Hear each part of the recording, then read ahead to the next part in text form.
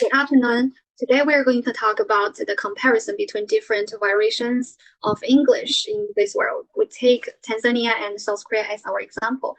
She is Bo Fei Zheng, my partner. She represents Tanzania, and I am Xinyue Zhang. I represent South Korea. Okay, here is our content. We have 4 parts. Firstly, why we choose these 2 countries. Then history, linguistic features, and finally culture. This is a map. We have 2 red parts. On the left is Tanzania, and on the right is South Korea. We have 4 parts to choose them. The first one is about their geographical feature. Tanzania is from East Africa, but South Korea is from East Asia, and they are from different circles. Tanzania is from order circle, but the other South Korea is from expanding circle. Talking about their official languages, Tanzania sees Swahili and English as their official languages, but there is one Korea to see as their official language. And finally, their economic and international status. Tanzania is one of the least developed country in the world, but South Korea is one of the developed country. Here is the history part. Here is the boundary, and above the boundary, it shows the history of the English in Korea, but below it shows the history of English in Tanzania. Firstly, talk about the Korea. In 1882, Korea signed a treaty of amity with the United States and the United Kingdom, and then the first language school of Dongmukak appeared.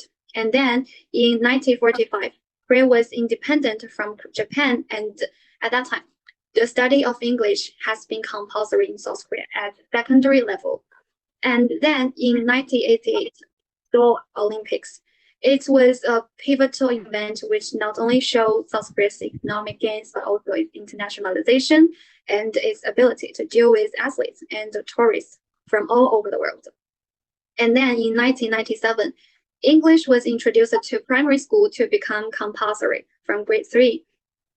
In 2050, South Korean secondary school teachers were required to teach English in English, and the national examination now includes an essay and an oral English interview, as well as a listening exam.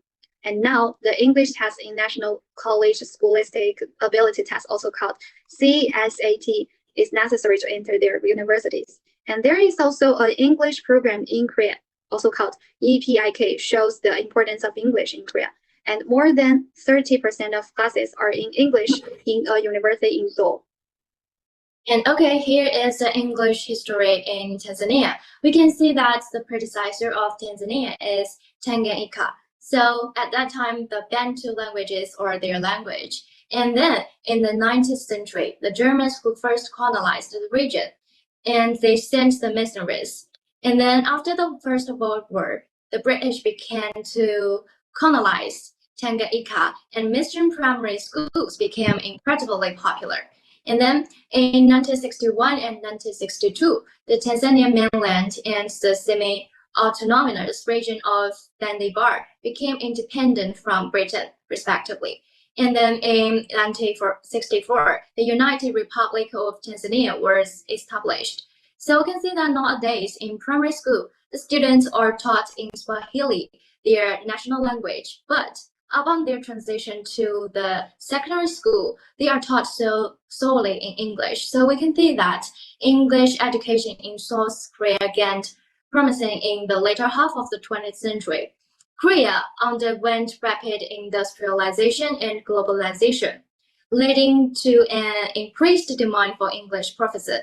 But English in Tanzania has historical roots in British colonialism. The country gained independence in 1964, and English remains one of the official languages. Tanzania English has evolved with influences from local languages, particularly Swahili.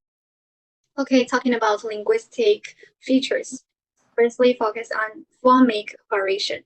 In English, R sound, we would pronounce it R. So like, for example, but in Korea, they do not distinguish between R and U. So they say 3 as li, sorry as soli. And the other feature is that and in English, we would say and like Facebook, fly, video vitamin, but and do not exist, and they are in Korea, and they are replaced by p and b. For example, Facebook, play, video, vitamin. Okay, and in Tanzania, we can also see that in English, the pronunciation of R is also different from the pronunciation in Swahili. Because in Swahili, R is the alveolar trill. They pronounce it as dr. So they pronounce the words as thresha, thraja. So when they want to pronounce three or sorry in English, they will pronounce as three or sorry. So the conclusion is that the phonetic structure of the native language affects the received pronunciation of English. Okay, vocabulary borrowing. We will talk about that. In Korea, we know that 5% of their vocabulary are from English. For example, they take ice cream from English. They say that ice cream, kiss, radio, fan, pen. They are all from English. And in Swahili, there are also a lot of borrowing words from English. For example, film, film, case, keys, week, wiki, cake, kiki. So the conclusion is that the entire of foreign words try us through colonization and globalization is inevitable. Okay, now let's talk about grammar in South Korea. Countability of nouns. They don't have number marking is not mandatory in South Korea. So whether a noun is countable or uncountable is the most challenging concept for Korean English learners. For example, here are two sentences. The first one, although it is a hard work, I enjoy it. We know that work is an uncountable noun, but they would use an a to modify it. They would let's say a hard work. And then an old man showed a great patience. Patience also uncountable noun, right? But they would also say a great patience. So it is very difficult and challenging for them to recognize whether a noun is countable or uncountable. And in Tanzania, we can see that they also have some phenomena that related to misuse of plurality. Because speakers do not always mark nouns for plurality, and many uncountable nouns often become countable. For example, I bought all my furniture from that shop. The furniture is actually an uncomfortable noun, but here they used it as a countable nouns. That is because in Swahili, people add prefix to show the plurality, but in English, people use suffix to show the plurality. Okay, tense in Korea, in South Korea. There's little distinguish between simple present and the present progressive. Here are two examples. What happens to the grass and the trees when spring comes? And the following sentence, the grass is turning green and the trees are budding with fresh leaves. They can give the same information for the people in Korea, so they can understand it is the same. And there's little distinguish between simple past and past perfect as well. For example, the wheat had kept its promise has the same meaning with the wheat kept its promise. And in Tanzania, they also have some phenomena that shows the complex tenses. For example, the first one is present continuous or progressive with stated verbs. For example, she is not having a university degree. We know that have is a stated verb, but here they used it as having. And the second one is past perfect, and some conditionals may be avoided. The example is here. It would have been much better if this were done.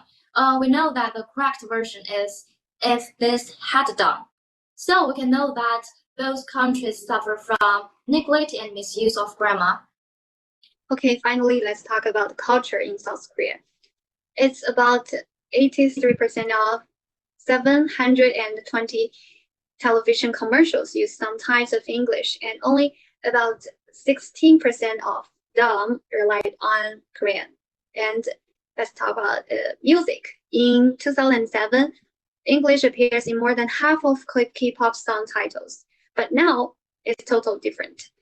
Here is a table I get from the official website of Spotify. They posted it to show the information about the top 50 K-pop songs in 2023.